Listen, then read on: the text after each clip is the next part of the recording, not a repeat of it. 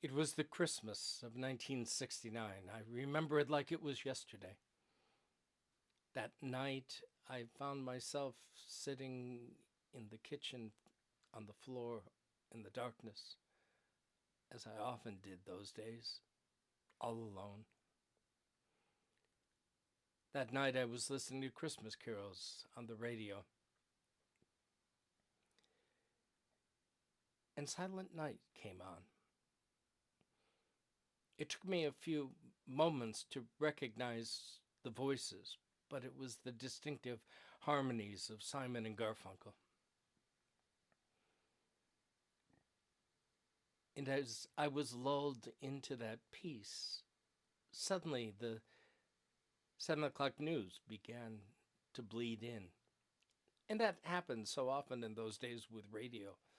And I tried to adjust the channel, but to no avail. And then I realized that it was part of the song.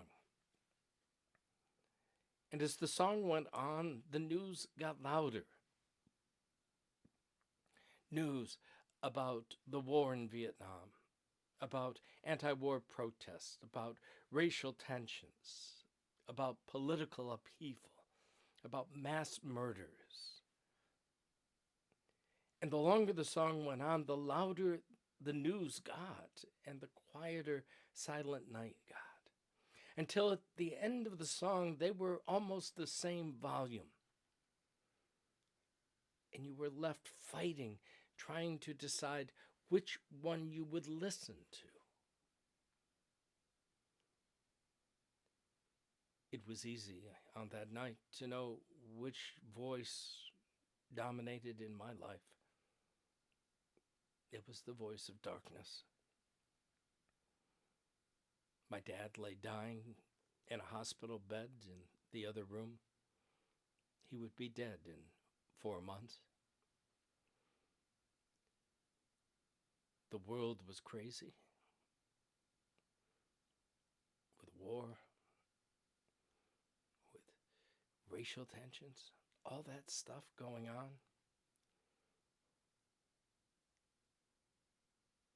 There was all that adolescent angst.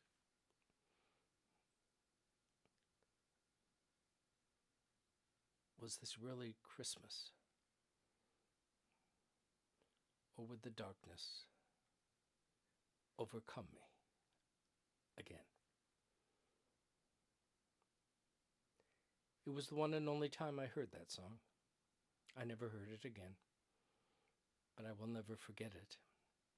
And one of the great things about the internet is you can search for those songs, and I did not too long ago.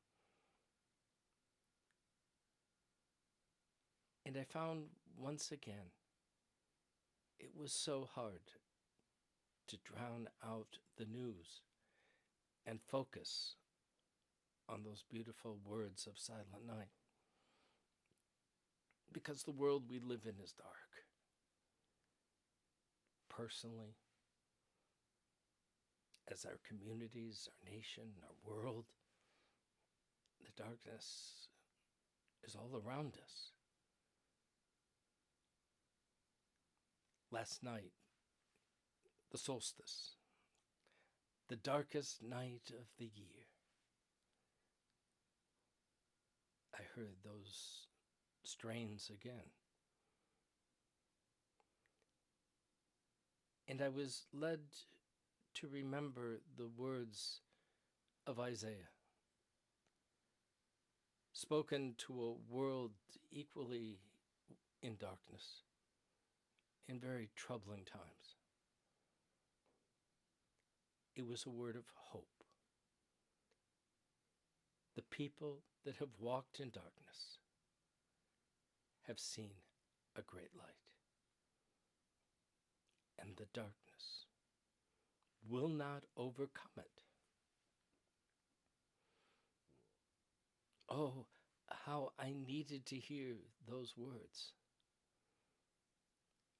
Words of hope, encouragement, promise.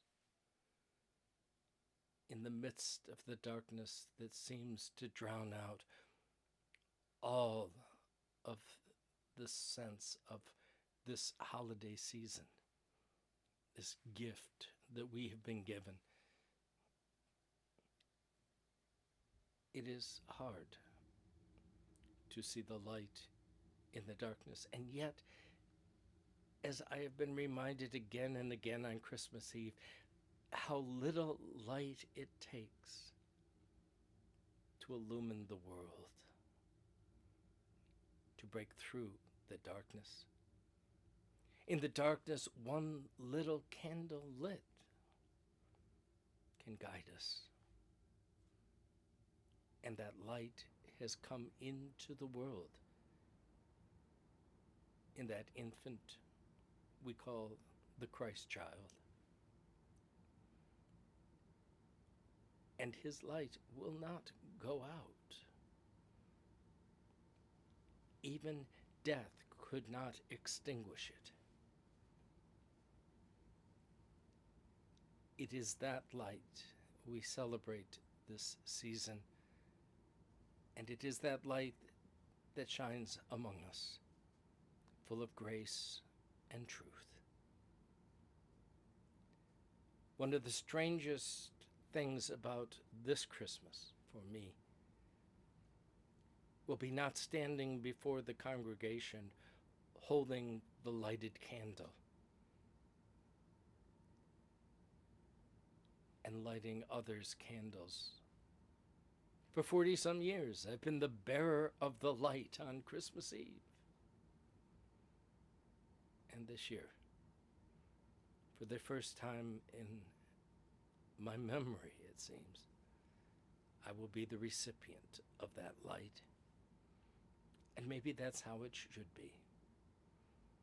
In this world of darkness, we need to receive that light again, that we may go forth from here to let our lights so shine before others, that they may see in us the good news, that despite being a people who are walking in darkness, the light shines among us, and the darkness will not, cannot ever overcome us.